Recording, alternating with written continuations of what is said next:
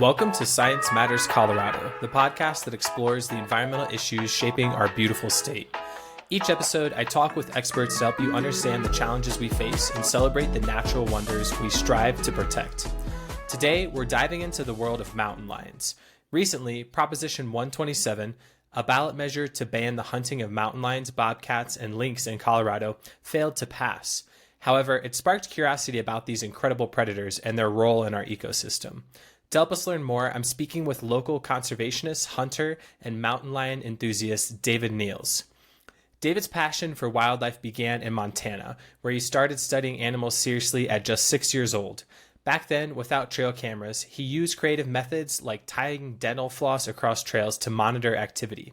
Fascinated by apex predators, he often dreamed about grizzlies, wolves, and mountain lions.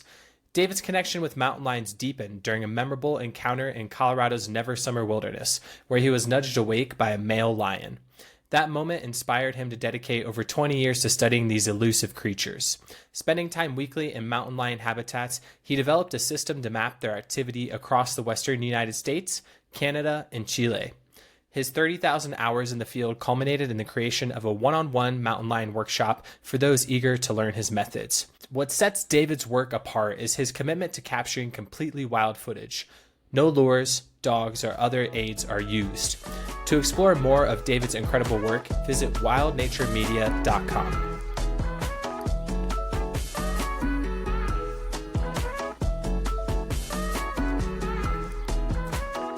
I learned about your work with mountain lions for the presentation you were giving in Loveland, and included in that presentation was the fact that you've spent 30,000 hours in the field observing mountain lions, which they say it takes 10,000 hours to master something, so you have 3 times that experience.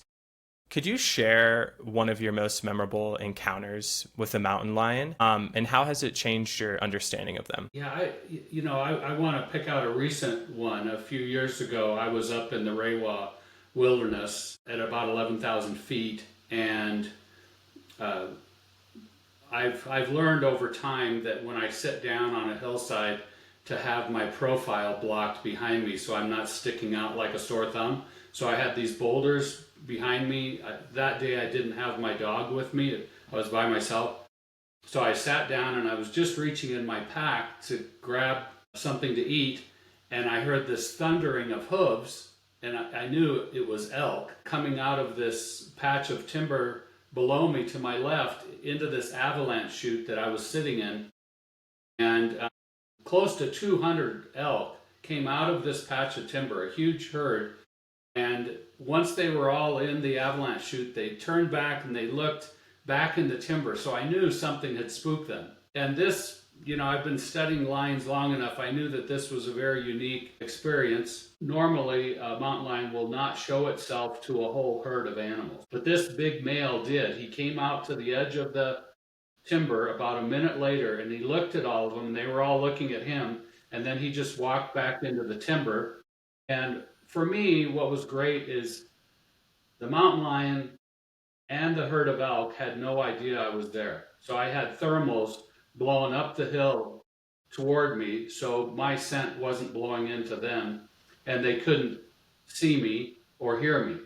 So that was, you don't get many of those experiences in a lifetime. During your presentation in Loveland, you shared about one encounter you had with a mountain lion, and I was curious if you've had any others. So that's a pretty fascinating one.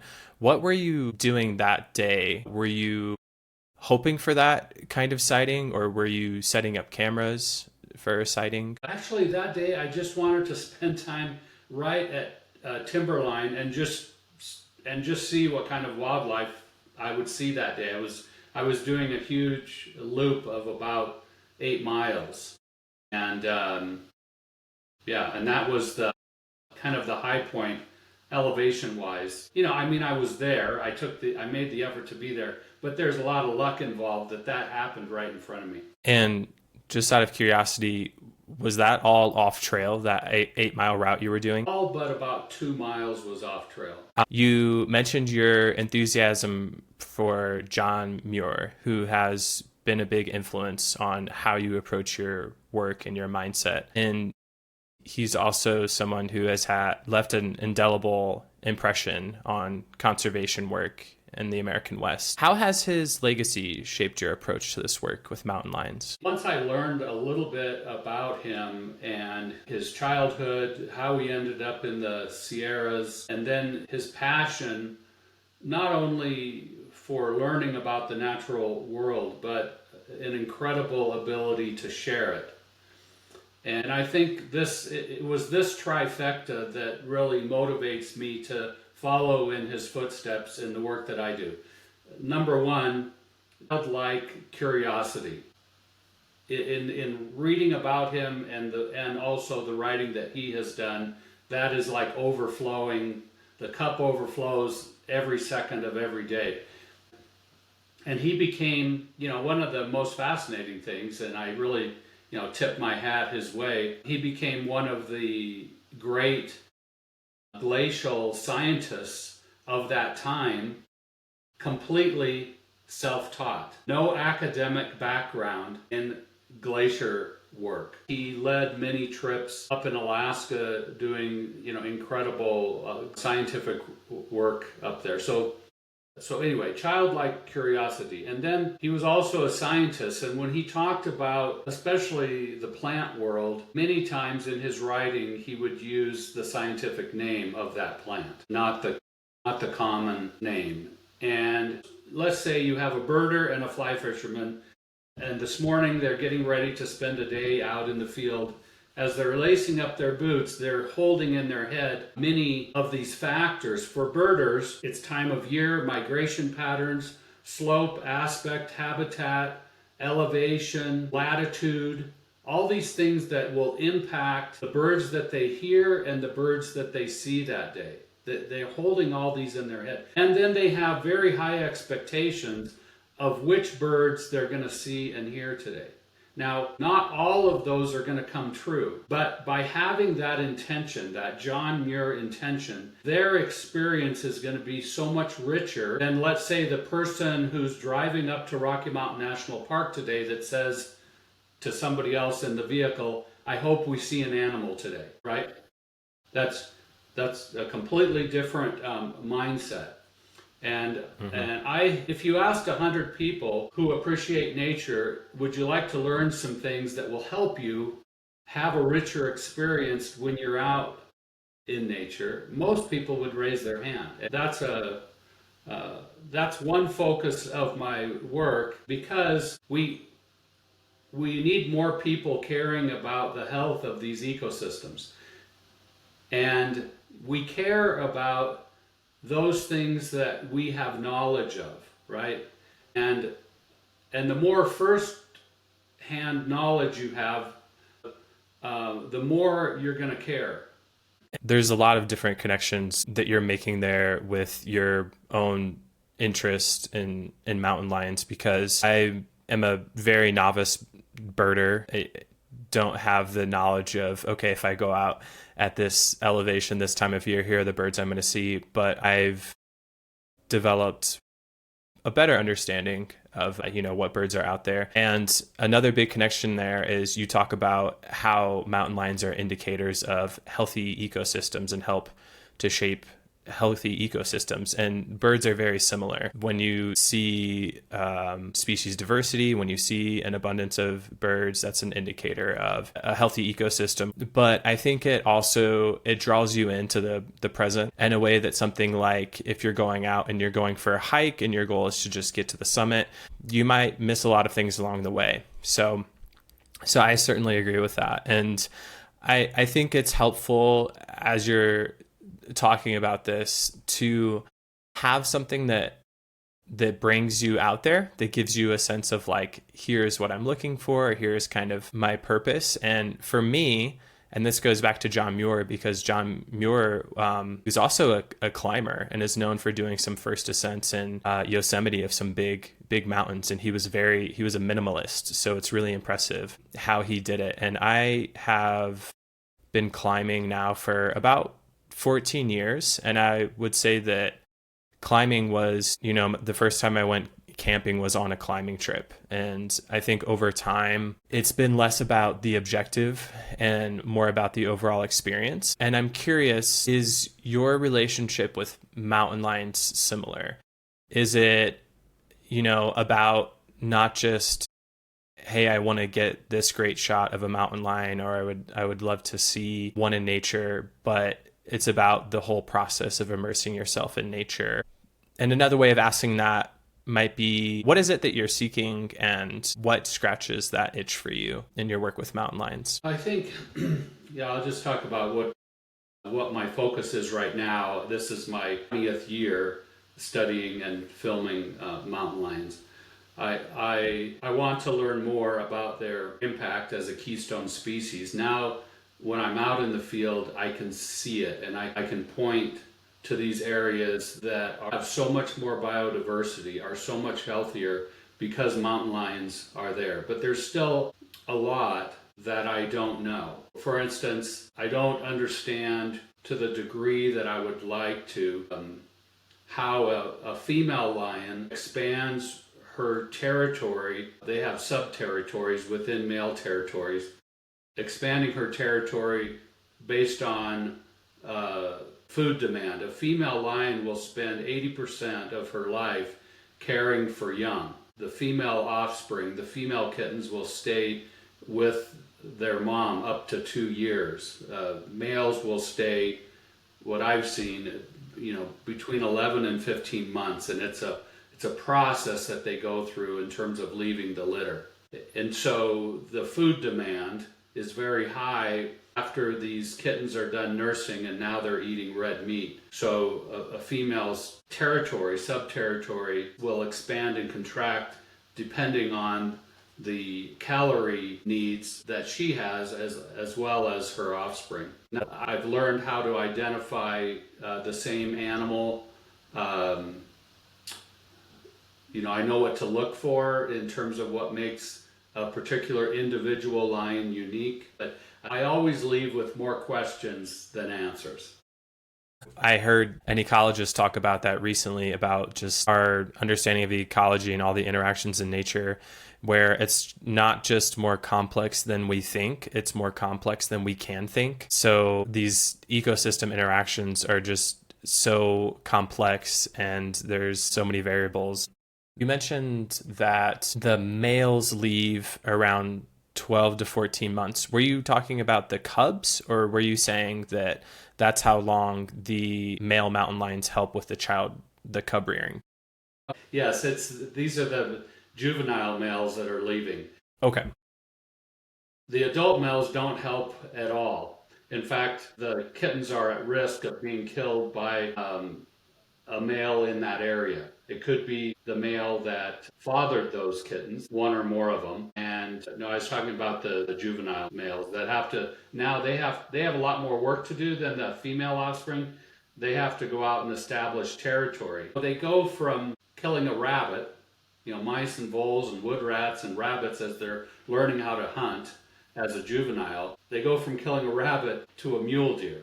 That's a huge leap in terms of size of an animal to successfully prey on and kill compared to a rabbit. So that's a learning process, and it's a lot of work.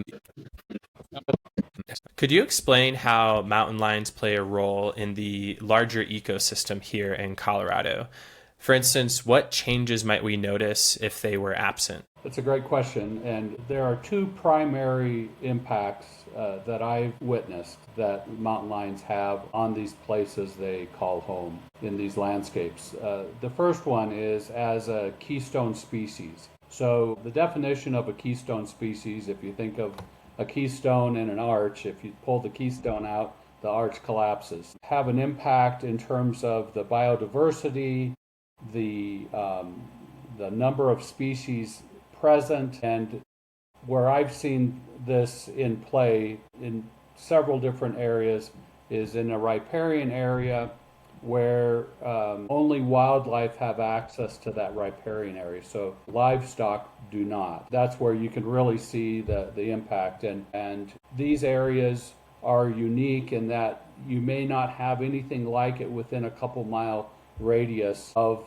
this riparian area that's lush, has lots of green grass and forbs for the wild ungulates.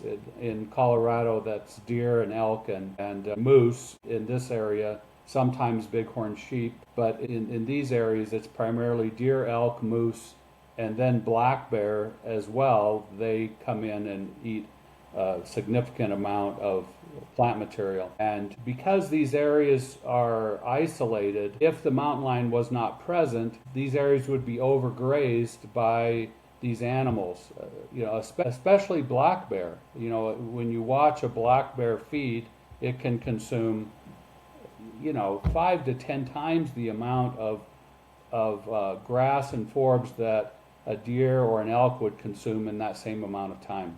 And so a mountain lion does not allow these animals to stay in that riparian area very long and keeps them on the move. And it also allows prey animals, mice and voles and wood rats and rabbits, lots of rabbits, to have a break from other predators because a mountain lion's there. So you don't have fox and coyote just hammering that riparian area all the time, which then allows for more prey base, let's say for a goshawk or a red-tailed hawk or owls, lots of owls.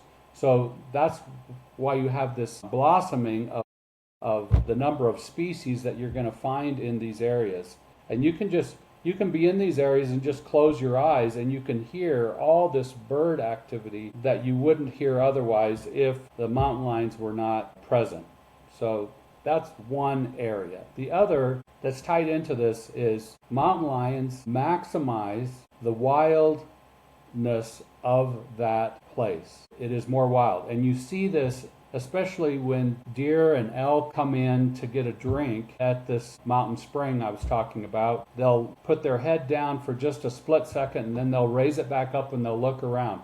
That's what we want to see. We want to see the wildness maximized, because when the wildness is maximized, then that ecosystem is working more in harmony. I'll just give you an example of the antithesis of this, which would be the golf course in Estes Park that the elk are on all day long. That's not a wild environment. So the wildness of those elk that are hanging out on hole number 9 has been stripped. Another example of the impact of a keystone species that a lot of people might be familiar with is a video that went kind of viral regarding wolves and their impact on Yellowstone and overgrazing, the restoration of streams after those ungulates were forced to move around a lot more.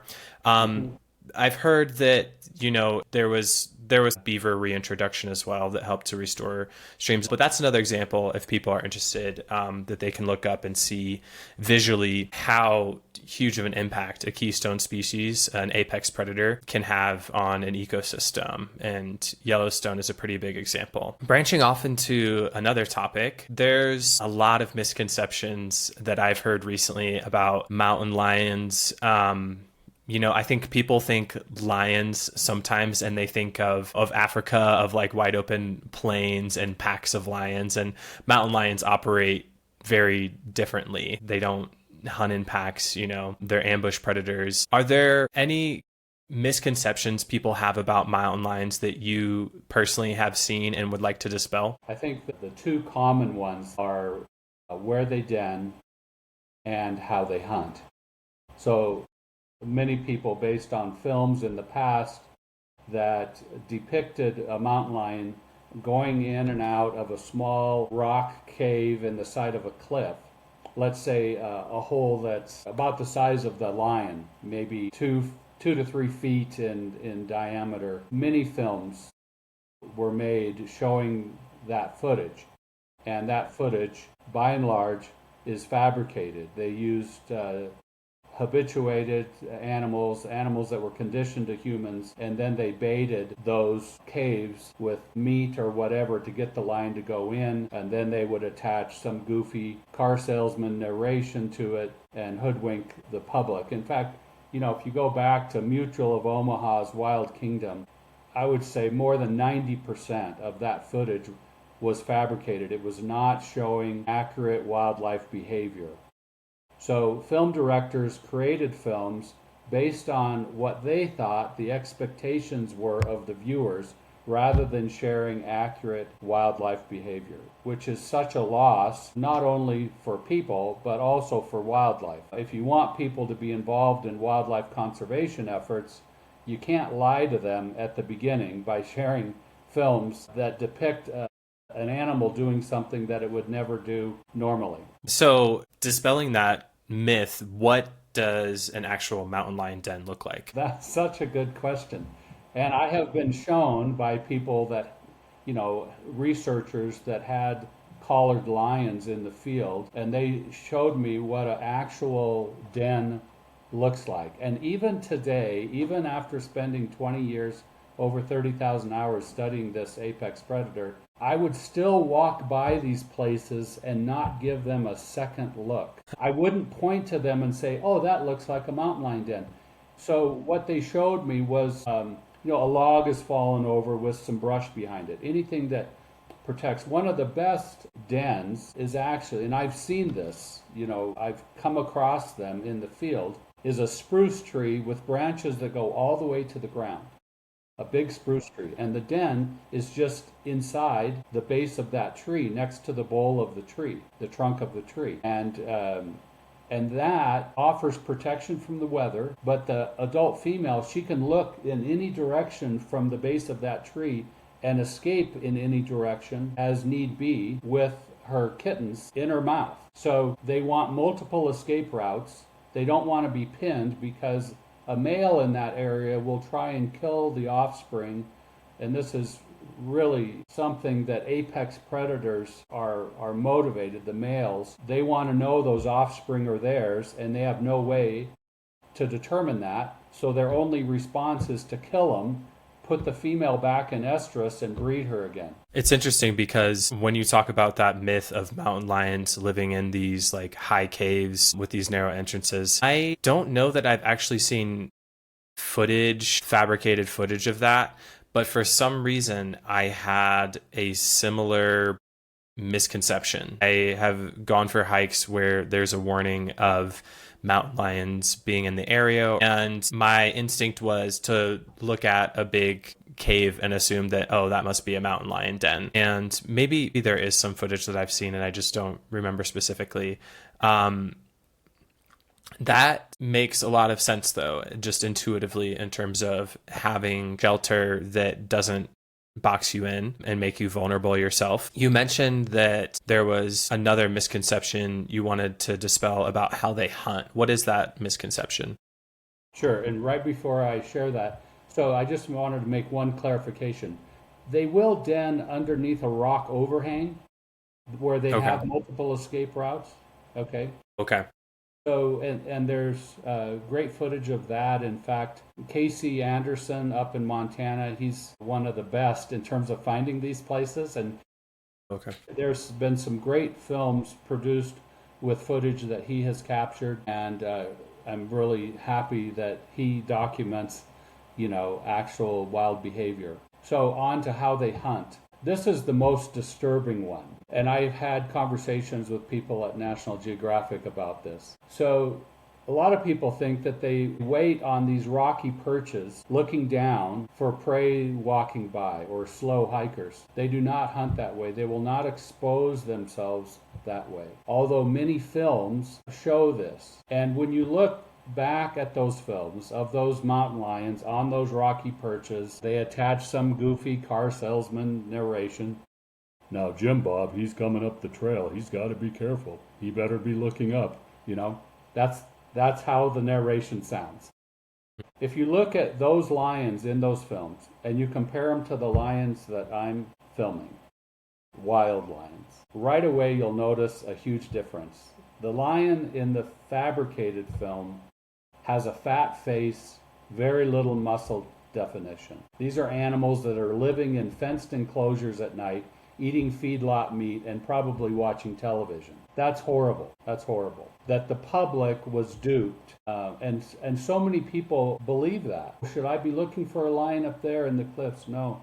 They won't expose themselves. They hunt from cover. And really the main reason is an adult lion in Colorado is killing mule deer mostly, some elk, maybe once in a while a bighorn sheep or a desert bighorn, but primarily deer. And deer and elk are herd animals. And if they're pressured too much, they will leave that lion's territory. And now that lion has to go into another lion's territory and fight that lion before it can hunt. And they don't want to do that. That's risky, right? Why put myself at risk and have to fight another lion just to put some calories inside? So does that make sense? That makes sense. So they're hunting, not only are there ambush predators, but it's their ability to hunt in secrecy, to be very low key, is advantageous because they're not scaring the prey out of their territory. So they don't want to be seen, and they want to ambush, an individual prey as often as possible, because like the example you gave of a mountain lion revealing himself to an entire herd is not a normal behavior, because then that herd is like, well, we're going to get out of here. We're going to move to a different area. What do mountain lions think of us? How do they see us? Say that you're just out hiking and you're walking, and that's important, moving at a very slow rate of speed. If a mountain lion sees you and sees your face, the first thing they're going to think is, oh, that's a predator, because our eyes are set in our skull just like a mountain lion's, facing forward, whereas a deer, elk, pronghorn are back, so that they only have to turn their head 3 to 5 degrees to see predators coming behind them. Mountain lion doesn't have to worry about that. They're an apex predator. And so the first thing I think is, oh, that's a predator. And it's, Alex is walking on his hind legs. That's weird. And so we're not on the primary menu like a deer or an elk. They know instinctually that has a cost-benefit ratio that's going to work for them. It's hard for them to determine what the risk is attacking us if we're walking. Now, if we're moving at a rate of speed that mimics prey, trail running, mountain biking, cross-country skiing, then it's more difficult for them to say, oh, that's a predator. No, what it looks like to them is, oh, that's an animal of a certain size that I could attack and successfully. And so our risk, it goes up slightly. It's not a huge increase in risk. Otherwise, there would be dozens of deaths every month in the West of trail runners getting picked off, which we don't hear about. Right. And I think that framing of how one of their primary concerns is their conservation of energy. So if they see an animal that looks like it's probably a predator and is, a bipedal animal, and they're not sure what to make of it, then that's a high risk situation for them to attack that animal, because worst case scenario, they lose that fight. And even a likely outcome is they have to expend so much energy that could also result in their death. Is kind of what I'm hearing you saying, is it's a bit too much of a gamble, even if they do think they are hungry and it looks like an opportunity. It's still a very high risk scenario. Does that play into it as well? Does that make sense? That's my assumption. I haven't sat down and talked to a lion about this, but that's not yet. We'll get there. Haven't had a dark beer and light conversation with a mountain lion yet. One day. What do you think peaceful coexistence with mountain lions looks like? Is there a need to hunt mountain lions to control their populations? That was obviously a ballot that went down. There still is hunting of mountain lions here in Colorado. What do you think about that? Yeah, I would start off by saying I'm a lifetime hunter and fisherman. Okay. But I'm also a wildlife conservationist. First and foremost, wildlife advocate. And if I can't make the connection between hunting an animal and improving the welfare of that population, I'm going to avoid that activity. So based on the ecology of not only mountain lions, but bobcats and lynx, these animals do not need to be hunted or trapped to control their population. Now, the primary reason why there are hunting and trapping seasons for these wild felines are state wildlife agencies are set up with the primary focus on that opportunity for hunters, trappers, and fishermen. And if you look at for instance, in Colorado, there is a wildlife management policy document, basically the Bible for the Wildlife Commission and Colorado Parks and Wildlife, from which they make wildlife management decisions. And it clearly states in the first paragraph of that document that wildlife in Colorado are managed to benefit the visitors and the residents of Colorado. They are not managed to benefit the welfare of wildlife. And I think that would come as a shock to most people. In Colorado, Colorado Parks and Wildlife doesn't have a bobcat management plan yet. That needs to change. There are a number of things that they can change. If we're going to continue to hunt and trap these animals, there are some changes that they can make that would improve the welfare of these animals, having a quota for bobcats in different GMUs, those are game management units, or larger regions, quotas by region. Right now there is no quota. Each hunter and trapper can kill as many bobcats as they want on a single 30. That's not acceptable from a wildlife conservation, wildlife advocate standpoint. In Montana, there are quotas. It's a point system for female mountain lions. So each female lion is worth 6 points, basically 6 lions. Let's take GMU 20, which is just west of Loveland. Let's say that had a quota of 8 lions each hunting season. Well, with that point system, after 2 female lions were harvested, killed by hunters, that quota would be reached and that GMU would be shut down for the rest of the season. These are some things that need to be implemented here in Colorado. Why? Because right now, 46% of the mountain lions that are killed every year are female. Respected biologists and researchers will tell you that no more than 22% of the harvest should be female, and we're at 46%. So these changes need to be made, and I feel strongly that the welfare of wildlife should be the primary focus of every wildlife management plan. They're separated for these state agencies, you have game animals like deer and elk and mountain lions and bobcats. Then you have non-game animals like black-footed ferret. Those animals are not hunted or trapped, yet it's still an animal that is managed by Colorado Parks and Wildlife.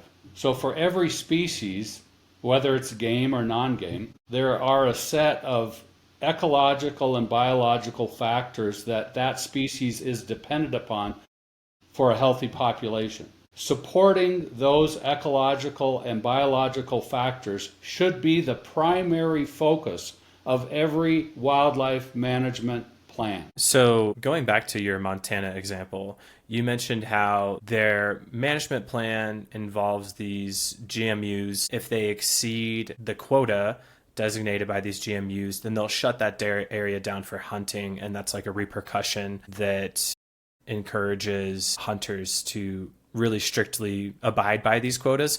It also seems like it requires a really good understanding of the animal that you're hunting, because you have to be able to identify the sex, the age, I imagine, as part of these quotas. Your example of bobcats, and there's no GMUs that you can get a tag, you can hunt as many bobcats as you want. Does that also apply to mountain lions here in Colorado? Because it sounded to me like you were taking the Montana example and then applying it to Colorado. Do we currently have a management plan similar to Montana for mountain lions, or how does that function here in Colorado? Yeah, in fact, we have 2 management plans for mountain lions in Colorado. We have a west slope plan and we have an east slope plan. The east slope plan, a new plan, is being developed right now. And there are quotas by these GMUs, game management units. They're called something else in Montana, but that's the notation that we have here in Colorado, these GMUs. And in each GMU, there is a quota for mountain lions, if mountain lions are hunted in that GMU. And as you said, there's the hunter, based on a test and some information provided on the Colorado Parks and Wildlife site, how to identify a female lion versus a male lion. There's problems with that test that I don't really want to go into now, but that test is not lowering the percentage of female lions that are killed every year. So they may know that information, but it's not impacting. It's also not impacting the number of kittens or cubs, you can use either term, that are still dependent on the adult female, either during the weaning process or she's still securing food for them. And a female lion will spend 80% of her adult life caring for young. 80%.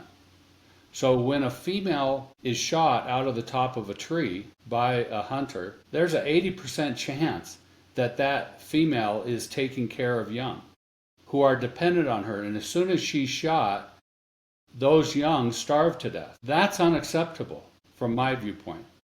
Completely unacceptable management practice.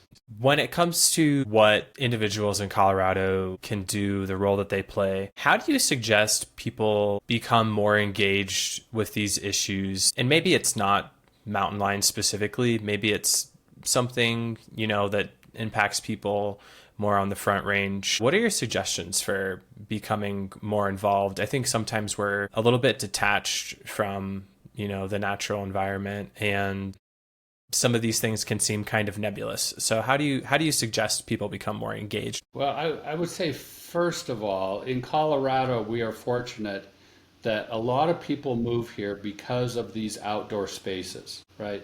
It's hard to find somebody in Colorado that says, those over 14,000 foot peaks, those just drive me crazy. They aren't very beautiful to look at. People really appreciate these outdoor spaces. And in Larimer County, where I live, 52% of the county is public land. Okay, and we have all these open space properties. I was at Red Mountain Open Space a couple days ago, and just an incredible place to spend time, and it's wide open and very few people. So I think the first step is you have to create a connection with a few gems that are close to where you live. Get to know them well. If you're in, let's say you're in South Denver, I'd go to Roxborough State Park. I'd spend time in the Pike National Forest. I'd hike up Waterton Canyon. Hike a section of the Colorado Trail. But, find your own Walden Pond, basically, and spend time there, different times of day, different weather, different times of year. And the great advantage of that is the next time you go out, you're leveraging all of those past experiences. That's how you get to know a place really well. And you'll start to care about these places, much more so than the person that has all 50 state stickers on the back of their RV. Yes, I ate a hot dog in Missouri, so that qualifies me for getting a Missouri sticker. Well, okay. You still don't have a real heart connection with the state of Missouri, right? Unless you have family there or whatever. But we are blessed in Colorado to have these spaces that are absolutely spectacular, and very many of them are very wild. So get to know a place well, and then pick an animal, any animal, and really understand the ecology of that animal and the type of habitat that animal needs and the wild spaces that it needs. And then find out, what are the organizations, whether it's the Nature Conservancy or others, that deeply care about that animal. If somebody said, well, what can I do regarding mountain lions? Well, I would just focus on what do mule deer need? And I would connect with organizations like the Mule Deer Foundation. They do fantastic conservation work here in Colorado, and you'll get to know hunters and non-hunters, and but the common thread with all these people is they deeply care about the habitat and what mule deer need to thrive.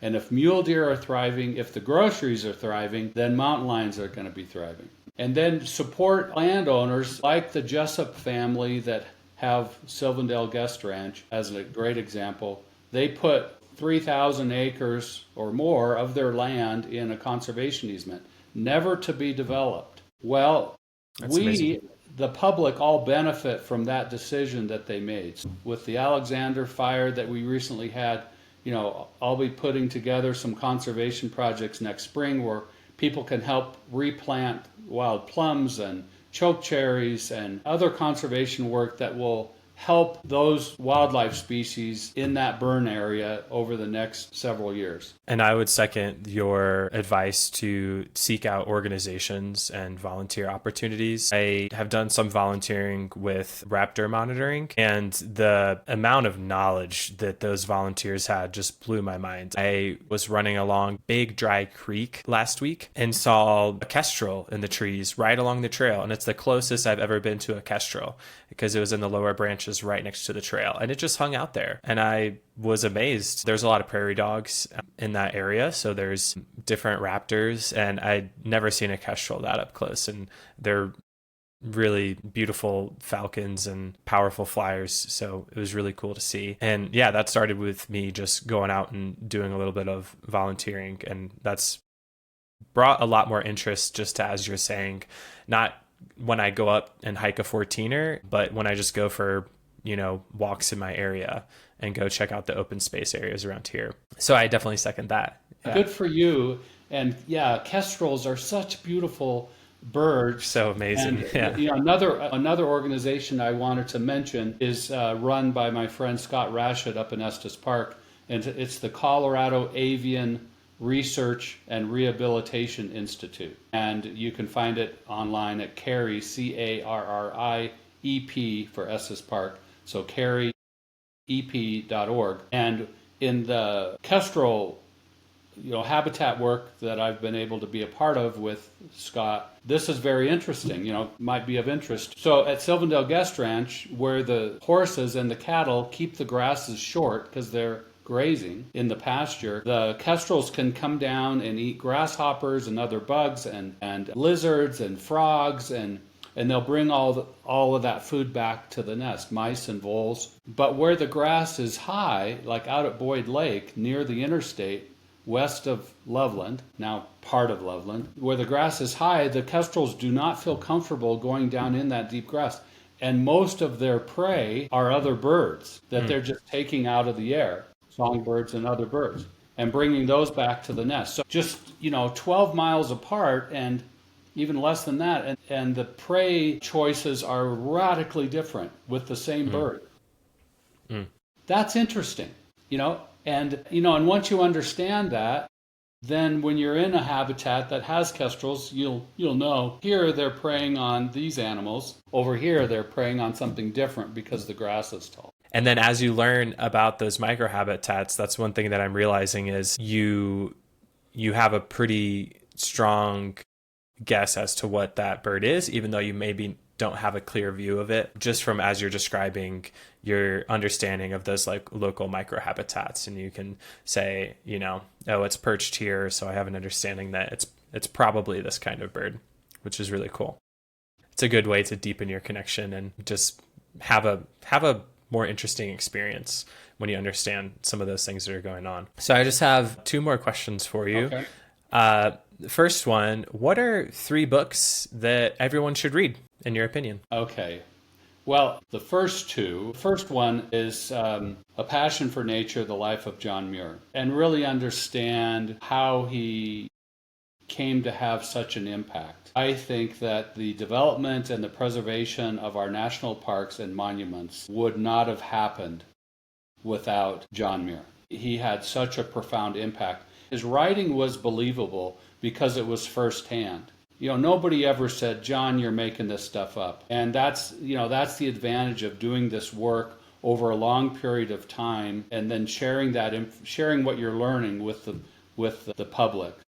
So, A Passion for Nature, The Life of John Muir. And I would suggest getting the audio version. It's about 16 hours, the audio version of that book. The second book would be by my good friend Jim Williams, who wrote Path of the Puma. It's a Patagonia book, and you can find it online at pathofthepuma.com. And I don't know of anybody that has more knowledge of this animal that ranges from the Yukon to the southern tip of South America. And it has multiple names: puma, screamer, mountain lion, cougar. The third book would be Jane Goodall's book, A Reason for Hope. And she may be the most powerful conservation voice that's still alive. And I went to see her speak in Denver a few years ago at the Belco Theater. The seats sold out in 2 minutes. 5,000 seats sold out in 2 minutes. I mean, that's better than Taylor Swift. Maybe. And she is just a humble conservation giant. And I would suggest watching the film, A Reason for Hope. There's a great piece in that film where she's talking to an oil executive about what she needs this oil company to do from a conservation standpoint. And then it pans away, and now they're just talking to the oil executive, and he says, look, when Jane Goodall asks you to do something, you do it. Otherwise, your career is over. I recently heard an interview with her where she talks about her work of studying chimpanzees, about how now it seems inevitable looking back that she has had as big of an impact as she has on animal research, but she didn't have a lot of support or believers in her work going into it. So she was really a maverick in her time, I guess is what I'm trying to say. And now she is this person, as you're saying, has so much influence on other people's careers. And now she has shifted how people think of animal behavior and their intelligence as well. So last question, where should people go to find out more about you, about the work you're doing with mountain lions and any projects that you have coming up? Yeah, I would just point them to my website, wildnaturemedia.com. I'm going to add a link on the main page to the YouTube channel so they can find that. That's where I'll post new footage every other week or so, what I'm learning in the field. And I'll also be posting conservation opportunities coming up. There's an events link on that website. And for example, I've got a hike coming up on Black Friday. For those that want to go out and look for fresh mountain lion tracks, this is a great opportunity to do that. And it'll be the 15th year that I've done this. I've only missed one Black Friday looking for mountain lion tracks, and we've been successful all but 1 year. Very cool.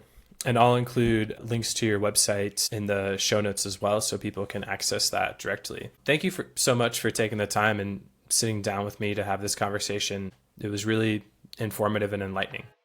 Well, yeah, and thank you for setting up this podcast. It's great to get accurate information out to the public, and a lot of people prefer a podcast to reading it. So thank you.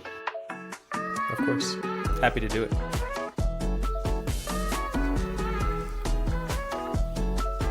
If you enjoyed today's episode and found it insightful, please share it with your friends and family. A special thank you to the Loveland Mountain Club for hosting a presentation of David's work and helping to spread awareness about these incredible apex predators. The music for this podcast is Siesta by Ixon, part of the Tell Your Story Project, a library of free music for content creators. Visit ikson.com to explore the full catalog.